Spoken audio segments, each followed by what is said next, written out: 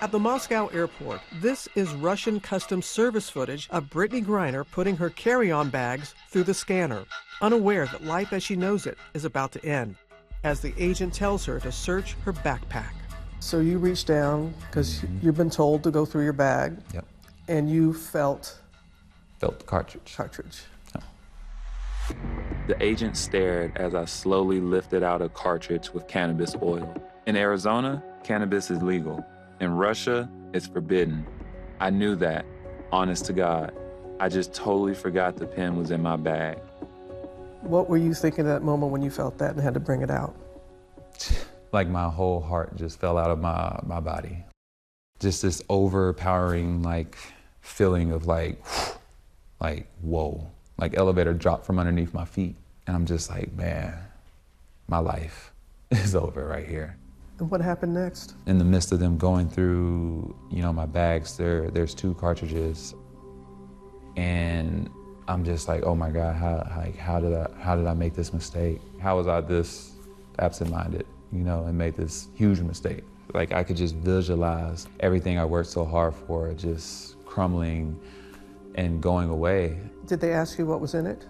They asked, I looked at them, I was just like, I don't know. I was just like, CBD. But it wasn't CBD. Russian authorities determined that between the 2 cartridges is actually 0.7 grams of cannabis oil containing THC, the psychoactive ingredient in marijuana. Had you ever brought cannabis before into Russia? Had you? Never. And why did you need it? My pain is unmatched, honestly. I went to a doctor here in Phoenix and they prescribed me a medical card after going through a history of my injuries, from cracked ankle to hip impingement, no cartilage in the knees, the constant years of playing basketball nonstop. And how were you able, while you were in Russia, to get through that without the cannabis when you were playing? I mean, there's a lot of icing, wrapping, and taking of medication. You say it's an accident, but there are those who say, come on, how did you not know that you had cartridges in your luggage? What do you say to the skeptics? I would say, have you ever forgot your keys in your car, left your car running? Have you ever, where's my glasses? They're on top of your head. Where's my phone? Oh, it's in my pocket. It's just so easy to have a mental lapse, Granted, my mental lapse was on a more grand scale, but it doesn't take away from how that can happen. The agent takes the cartridges away for testing. Brittney is told to sign a form written in Russian that she says she can't read, and she is left to wait. Just, 2 a.m. back in Phoenix? 2 a.m., so you're 3 o'clock. Yeah, so you're reaching out. Sending text to my wife, sending text to my agent, texting them both, trying to get my wife to wake up. And what were you saying? I need help. I was like, babe, I need help right now. Like, it's like I'm in trouble. You wake up to a barrage of text messages. One of them said, "This is it for me." That had to be so alarming.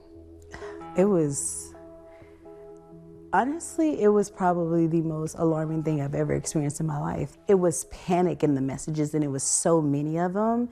I was like, I gotta get Linsey on the phone. Her agent? Yeah. I remember distinctly the phone ringing. I was asleep, and I immediately then text BG, who still had her phone at that point. I asked her, where are you?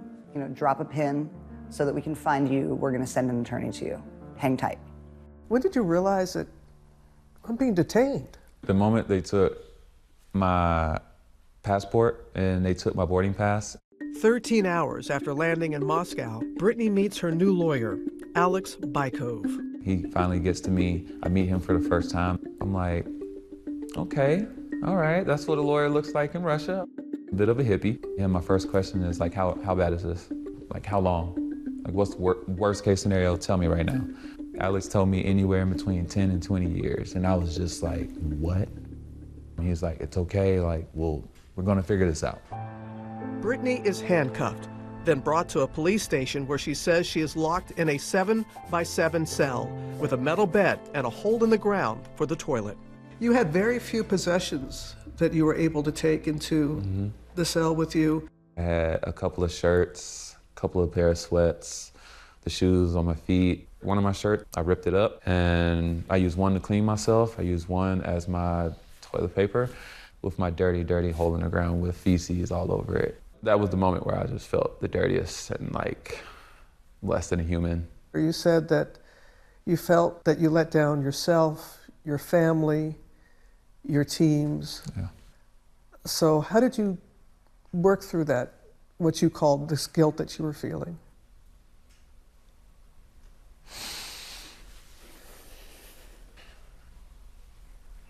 I don't think I really gotten through all the way that I didn't let down, you know, everybody in my family. And yeah, it was just, I think I'm still trying to like get through that part. Still to this day?